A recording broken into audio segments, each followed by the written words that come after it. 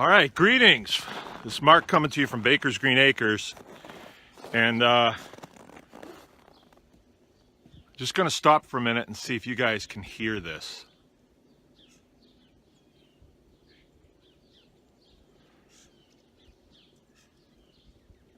Okay, I don't have a microphone on today because there's no wind. I don't know if this will be sensitive enough to pick this up, but I hear birds all around me, and they're the songbirds, you know, and I can see them too. I don't know the names of all of them, but they're there, and they're out there. And here it is, Friday, one of my favorite days of the week, because tomorrow's Saturday. I'm going ice fishing tomorrow, and it is a beautiful, beautiful day. I just checked the temp. It's 10.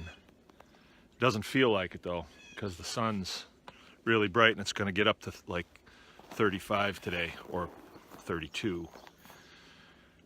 Anyway, first of all, our call tomorrow morning, our Facebook call live, is going to be at 9 instead of 10. And it's kind of a test to see, you know, who is listening to these videos that's actually tuning into that, or is it just a random thing where people just tune in. But like I said, I'm going fishing tomorrow, so I need to do it a little bit earlier. And then the other day, I made a video over here. I was in the greenhouse, and just so you see how our place is set up. Greenhouse is over there like that. I had to plow a place to get in there because I wanted to haul some stuff in there. I'm doing some work in there, just kind of getting myself psyched up for the spring that I know is coming. I hope I'm here for it. You never know. I mean, there's nothing on the horizon or anything, but I'm just so excited for spring to be here and to get to some really neat things. As a lot of you know, I've been teaching a class called the Anyone Can Farm Homesteaders Guild, and it's just something that a collective of people came up with, and we get together once a week on Tuesday night, and we have a live chat call, you know, a Zoom call, and then I put out a few videos during the week to tell people what I think they need to do. It's a guide service. They've come to me and said, what should we do? And I say, this is what I think you should do. So it's a guide service, and it's totally me telling them what I think they need to do. But what it has done for me is, whenever you teach something that you're doing, it kind of gives you a completely different point of view on it. And you know, a lot of things I do around here, I do them because I had an idea and I just did it. But I never really had to explain to anybody why I was doing it. I just did it. And then it worked out good, or it didn't work out. We tore it out and built something else in its place. But when I'm explaining it to people and why I did it, then I say, well, this isn't as good as it could be, and maybe I should make this change to it. So I've just got things going around here that I've had going for years, but I'm excited about again because I'm going to make some little changes to them, and I think it's going to have a huge impact. And I guess the question to that would be, why? So let me check into the greenhouse here. Oh, it's nice and warm in here. And I'm going to take up a position where I can read something that somebody sent me. Okay. Oh, it's nice in here. I mean, it's 10 out, but it's got to be 40 in here. So I'm going to have to put my smooth down and then take up a position here where I can read some things to you. This thing is so cool. It's actually got little motors on it that will move the camera, and then they take up from my shaking hand. But my question that I put out the other night, this really turns me on because people responded to a question that I had, and I really have the question because of all the things that a person can do with their life, and at times in my life, I have people who kind of look down on me because of my career path that I've taken. Coming out of the military, and they say that, well, you doing this? You know, where I could be working for Halliburton, or I could be working for Dynacor, you know, making $250,000 a year, but I chose to do this. And it's an intentional thing. And I don't always know why I chose to do this. I don't. So I asked the question the other day. A lot of people, I mean, this conversation about homesteading is getting pretty vast. I mean, we can get a crowd pretty quickly about homesteading. And so I put the question out there, why? Why do you folks care about homesteading? Because I'm not really sure why I do. I'm not really sure. It just seems like I'm doing something that I enjoy, but I think in this world it's like, no, that's not good. If you enjoy it, that's not good enough. You got to do something that's a sacrifice. All so you can make dollars, right? And in homesteading, there's not a lot of dollars in it. But let me read you the responses that I got. And I'm not going to use their full names because I didn't ask them if I could, and I don't know, it's just proper etiquette, I suppose. So the first one, my question was, why do you want to know these skills? Why do you want us to pass these skills to you about homesteading and all this? Why is there an interest in this? You can watch anything you want on YouTube. Why do you want to watch somebody talk about fencing or raising small animals or butchering chickens or any of that stuff? Why do you want to do that? Here's the first one. This guy's name is New England.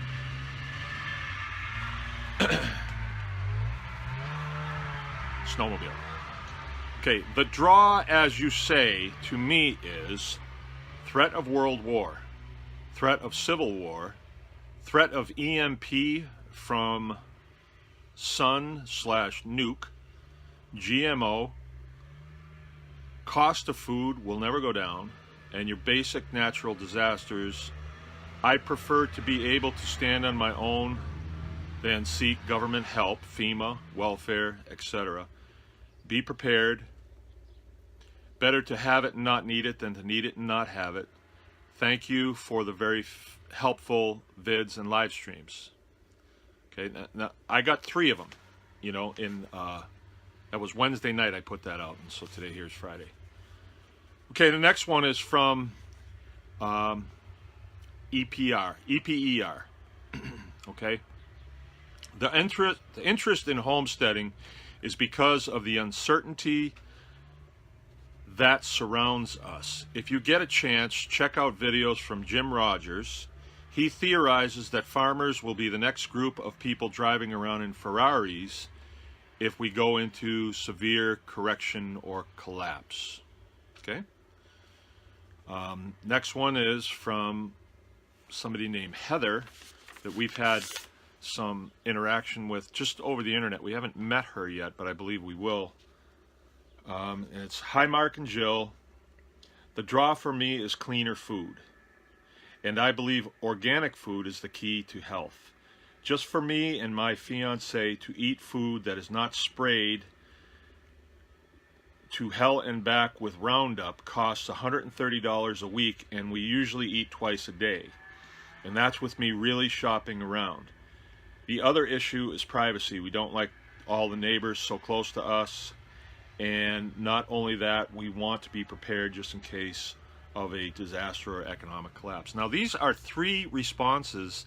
I did not solicit these other than please give me a response. I didn't say pertaining to some sort of huge problem, but these are the 3 I got.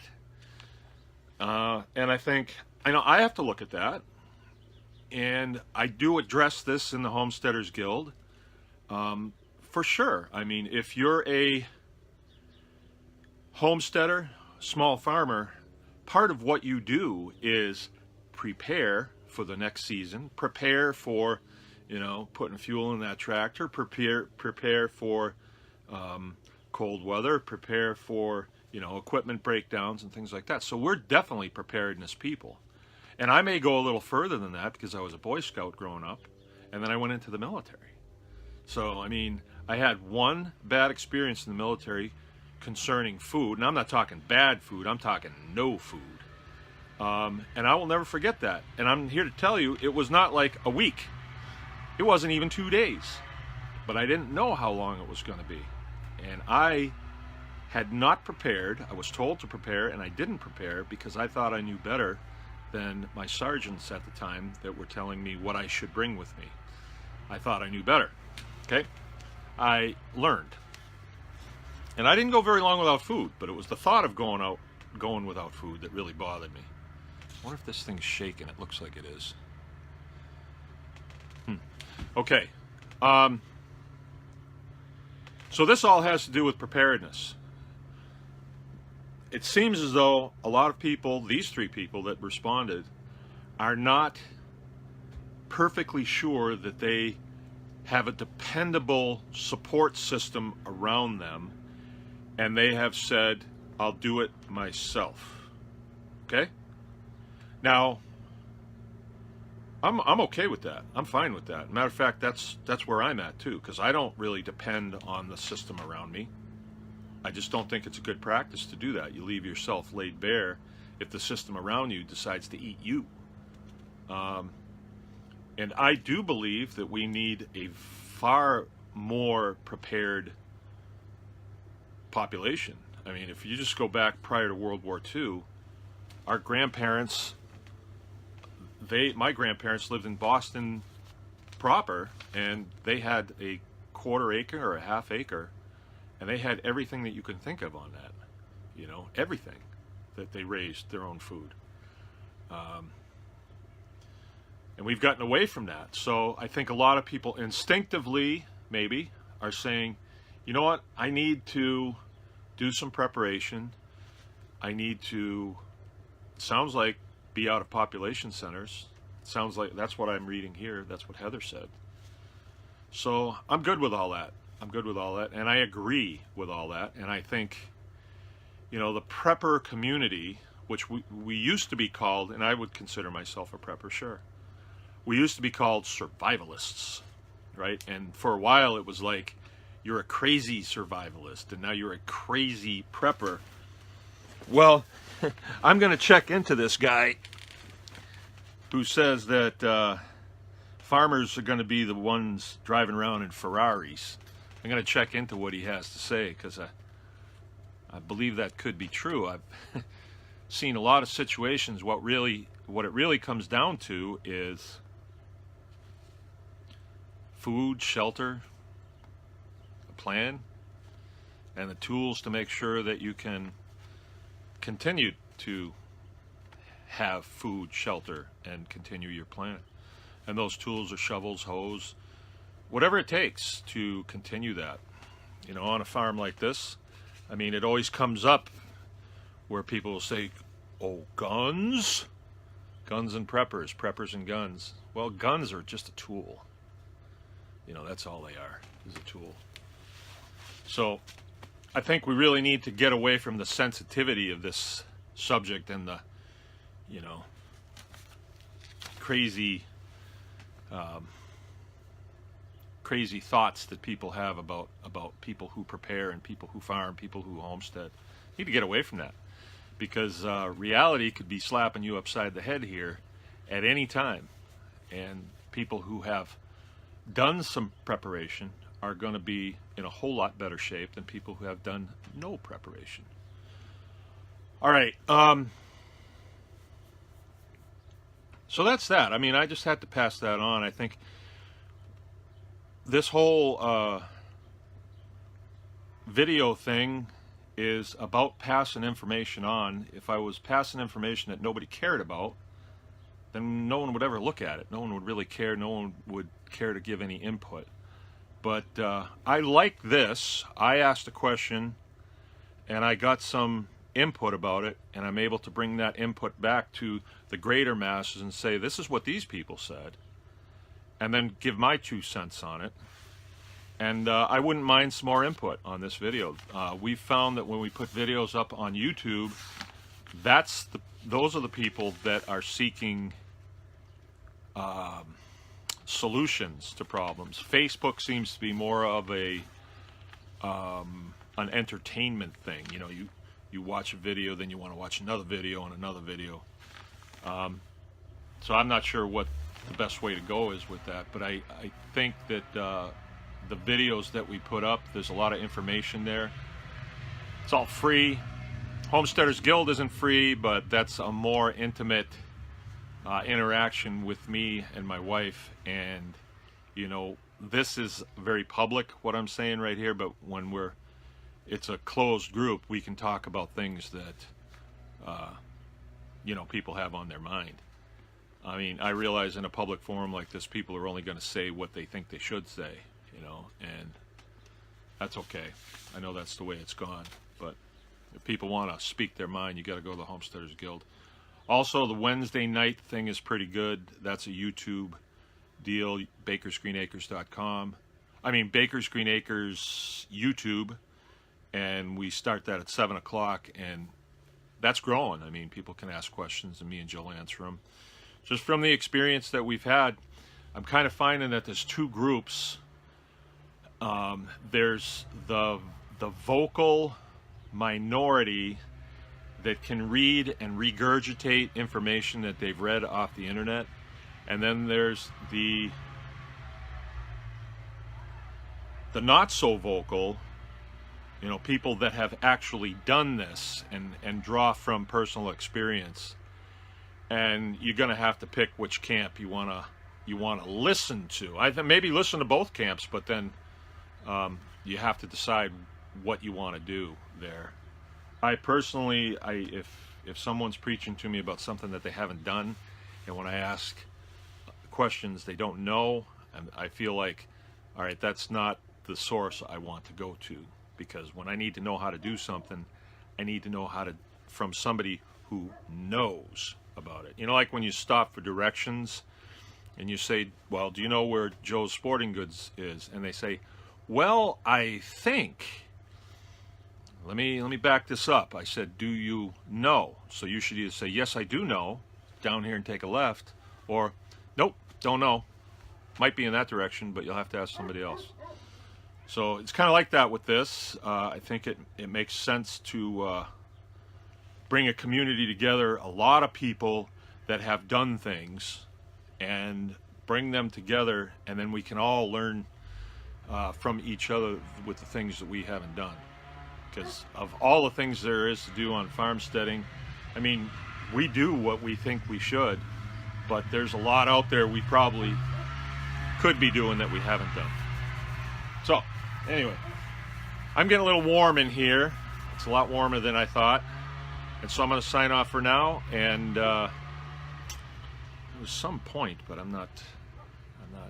Let's everybody go out there and have a good day today. Intentionally go out and enjoy this, and start getting ready for spring. Start getting ready for that. The things that you think about today, and then you polish up on, you won't have to do that when you're in the thick of it. You know, get your plan together now, okay?